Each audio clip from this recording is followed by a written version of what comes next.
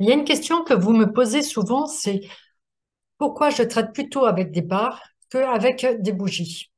Du coup, je me suis posé la question, mais depuis combien de temps je trade avec ces barres? Parce que comme vous, j'ai commencé avec les bougies. Alors, je suis allée rechercher dans mes archives. J'ai commencé à trader en novembre 2004. Alors, j'ai pas retrouvé d'archives jusqu'à ce temps-là, mais j'ai retrouvé ça qui date déjà de 2007. Alors, on est sur le Forex, hein. Mes bougies sont en noir et blanc et puis déjà mes graphiques sont assez dépouillés. Là, il semblerait une recherche que je faisais sur les Fibonacci que j'ai pas poursuivi parce que je me rappelle pas avoir tradé avec les Fibonacci. Donc voilà, on trouve aussi que j'ai utilisé à ce moment-là aussi des moyennes mobiles. Donc on va continuer un petit peu dans le temps.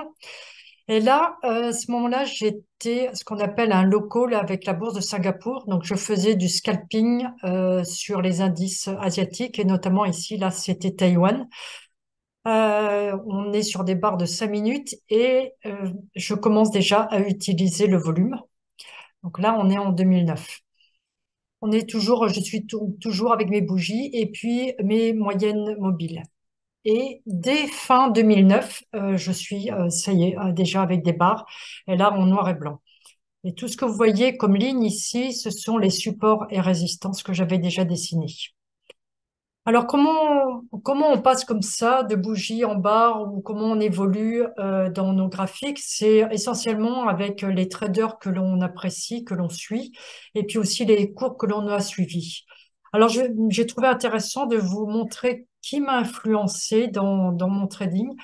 Peut-être que ça peut vous aider aussi. Alors, donc on revient en novembre 2004. À ce moment-là, il n'y avait pas de vidéo YouTube, hein, il n'y avait pas de podcast. Essentiellement, pour apprendre, c'était soit avec un mentor, soit à travers les livres. Alors, comme j'aime beaucoup lire, bah, c'était à travers les livres. Et étant à Singapour, j'avais une grande librairie avec beaucoup de livres, parce que les Singapouriens adorent le trading, donc j'avais un énorme choix. Et là, j'ai découvert les livres de Jacques Schwager, Les magiciens des marchés. Alors, vous pouvez les trouver ici en français. Il semblerait, ce que j'ai lu sur Amazon, c'est que les traductions sont pas terribles. Alors, si vous pouvez, ça serait mieux de les lire là, ici, comme vous voyez, les versions en anglais. Alors, à travers ces livres qui sont des interviews des meilleurs traders américains de l'époque, il avait interviewé une femme, Linda Rashki. Alors, est-ce que c'était parce que c'était une femme et que c'était la seule qu'il a interviewée? Je ne sais pas si c'est ça qui m'a le plus influencé, mais ce qui est sûr, c'est que sur tous les traders qu'il avait interviewés, j'avais fait après des recherches sur Internet pour savoir si je pouvais en apprendre plus sur leur façon de trader. Et c'était pratiquement la seule qui avait vraiment un website complet et qui avait ce qu'on avait à l'époque, on appelait à l'époque un trading room, donc ce qui est l'équivalent maintenant de notre Discord. Et puis sur son website, il y avait énormément d'articles et de biographies, de livres, de bibliographies, de livres qui avaient influencé sa façon de trader. Et puis, elle a donné aussi beaucoup de ses setups. Enfin, c'était une mine d'informations pour moi qui commençais en trading. Donc, j'ai commencé à la suivre. Si vous la suivez sur Twitter, ce que je vous conseille, vous verrez, la plupart de ces graphiques ressemblent à ça. Et ce qu'on voit ici, donc, ce sont des barres. De temps en temps, elle trade avec des bougies, hein, elle n'est pas du tout euh, bloquée sur barres ou bougies, mais souvent, ce sont des barres. Après, à travers son website, j'ai découvert quelqu'un qui est extrêmement important. C'était Richard Wyckoff. Il n'a rien inventé. Ce qu'il a fait et qui était extrêmement important, c'est qu'il a rassemblé toutes les techniques à l'époque étaient dans les années 1920-1930 sous forme de livres et de cours. Donc tout ce qui était tape reading et puis toute l'analyse prix, volume, action des prix, action du prix avec le temps, etc. Il a tout mis ça sous forme de livres, d'articles et de cours. Donc, si on voit ces graphiques de l'époque, eh bien là, ce sont juste des barres, hein. Donc, on voit bien ici avec le prix d'ouverture et le prix de clôture. Là, c'est un graphique de 1936. Et la troisième personne qui m'a influencé, c'était David Weiss, qui était un grand spécialiste de Wyckoff, un homme absolument adorable, et qui a été mon mentor. Et donc, sa façon de trader, hein, comme on voit ici, c'est toujours ces fameuses barres en noir et blanc. Donc voilà, ce sont mes influences. Alors après, est-ce que c'est suffisant pour rester sous forme de barres? Euh, non. Donc je vais vous expliquer aussi pourquoi je préfère vraiment les barres par rapport aux bougies. Alors, la première chose qui est importante pour moi, c'est que je suis quand même un petit peu feignante et je trouve que la couleur est trop importante sur les bougies. Qu'est-ce que j'appelle la couleur? C'est ce qu'on dit, ce sont le corps des bougies, hein. Le corps des bougies, c'est la différence entre le prix d'ouverture ici et le prix de clôture pour une bougie haussière. Et puis ici, entre le prix d'ouverture ici et le prix de clôture pour une bougie baissière. Et comme on voit, le corps est assez gros et très colorié. Alors le problème, c'est que, en étant un peu feignante, je vais me concentrer plus sur la couleur que sur l'action qu'a faite la barre. Alors si je prends un exemple de ce que je dis, c'est ici. On avait un petit mouvement baissier, hein, ici, et puis on a cette barre-là qui est une barre rouge, qui est baissière. Et donc, on pourrait se dire, avec un tel mouvement, en fait, compte, et puis une clôture en plus sous cette barre-là, on peut se dire, bah, tiens, le marché va continuer vers la baisse. Et en fait, compte, non, c'est une bougie haussière, vu l'action de toute la bougie. Donc, c'est plus facile pour moi de le mettre ici sous forme de barre. Je suis moins influencée par la couleur. C'est juste une indication par rapport à toutes les autres indications qui sont les prix, les quatre prix ici. Voilà. Mais le plus important ici, c'est la façon de dessiner les supports à résistance. Pour les Japonais, ce qui est donc le plus important, c'est le corps de la bougie. Ils ignorent les mèches qui sont moins importantes. Du coup, quand on dessine des supports à résistance avec des bougies, on les dessine ici au niveau des prix de clôture ou d'ouverture, hein, ou les supports ici, le prix d'ouverture ou ici de clôture. Donc ça, c'est vraiment la philosophie japonaise et avec les bougies. Par contre, si on prend une philosophie un peu plus occidentale, ce qui était important, c'était de voir vraiment ce qu'avaient fait les acheteurs et les vendeurs et même les derniers prix. Et du coup, les résistances vont être dessinées au niveau du prix le plus haut et le support au niveau du prix le plus bas. Alors, qu'est-ce que ça donne en termes d'analyse? Eh bien, on va prendre une analyse là totalement actuelle, hein, qui est sur le Bitcoin.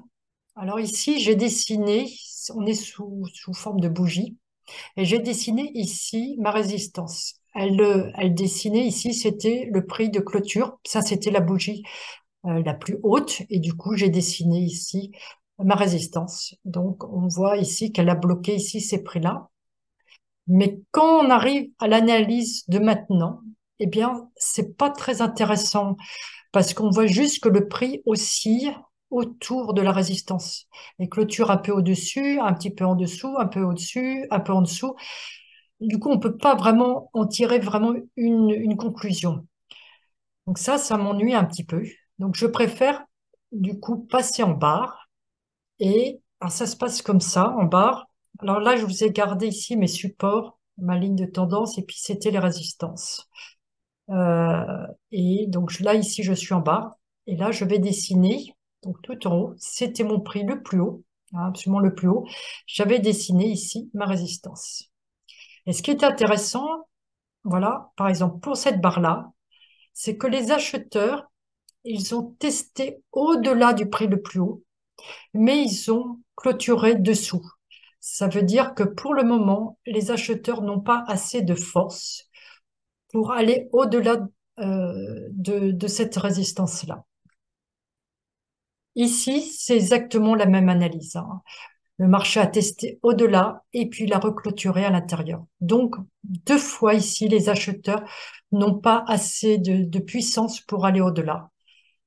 Cette barre-là, elle clôture un petit peu au-dessus, mais c'est tellement pratiquement sur la résistance qu'on peut considérer que c'est sur la résistance et donc ce n'est pas une barre intéressante.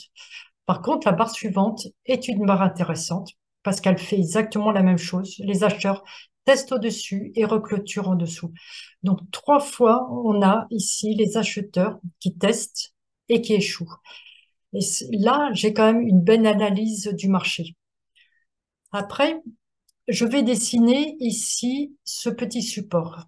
Alors, il est dû à quoi? On voit cette barre-là, hein. C'était ici, on avait une résistance, hein. Le marché avait testé au-dessus et puis il a clôturé juste en dessous. Là, euh, là, qu'est-ce que se disent les vendeurs? Ah, ok, les acheteurs n'arrivent pas à clôturer au-dessus, on va un peu tester en dessous. Donc, ils ont testé et puis ils sont pas arrivés bien loin. Du coup, le marché a recommencé en haut. Mais ça n'empêche ici que c'est là où se trouvent les vendeurs. C'était le prix. Du coup, je dessine un petit support. C'est un petit support parce que c'est quand même pas très important. Mais ce que l'on voit, c'est que cette barre-là, elle a retesté exactement ce niveau-là. Donc, c'est quand même très intéressant de voir non pas l'analyse au niveau des prix d'entrée et de clôture, mais au niveau des prix les plus hauts et les plus bas. Et puis, quand je vous fais les analyses chaque semaine, je vous dessine ici ce rectangle jaune que j'appelle range. Euh, et ça vous montre exactement où se trouve l'action du marché. Parce que le marché, en fait, compte, il est resté ici, puis là, il s'est étendu vers là, puis il reste ici dans ce range-là. Quand je dessine un rectangle, c'est une action où laquelle je ne vais pas traîner dedans parce que que des trades qui ont moins de 50% de chances de succès.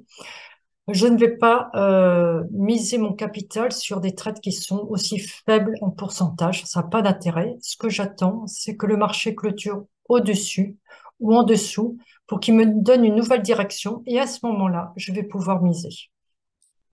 Voilà, tout ce que je pouvais vous dire pour les supports à résistance. Et la dernière chose qui m'ennuie ici avec les bougies japonaises, c'est le prix de clôture qui sont utilisés, puisque c'est quand même très important, puisque ça dessine le corps.